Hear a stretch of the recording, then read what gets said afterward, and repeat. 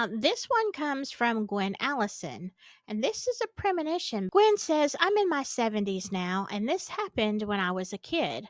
We live in Texas, but my grandma lived in Mississippi. I loved my grandma so much, and I would spend the entire summer every year with her.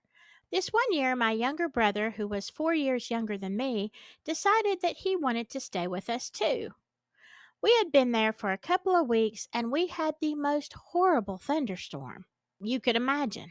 It sounded like the world was ending. It was so bad. It knocked the lights out, but very early, before we had gotten up, the phone started ringing. It was my dad calling.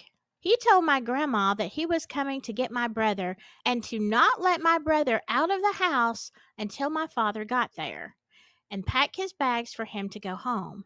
He said he will explain when he gets there.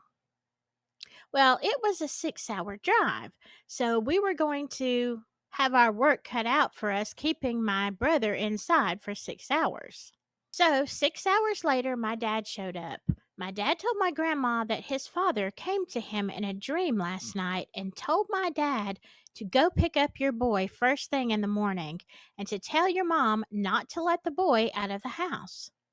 So, my dad was a strong believer in family that has passed watching over us, and he didn't second guess it at all. He got there, drank a cup of coffee, got my brother, and left. The next day, the men from the electric company were replacing the lines that had been taken down by the storm. One of the men came up to the house and told my grandmother there was a line down in a spot in the yard where there were kids' toys. He told her not to let the kids go out and play there because the line was still live and they had to go cut power before they could fix it. If my dad hadn't come to pick my brother up, he most definitely would have gone out there to play with his toys and would have been killed.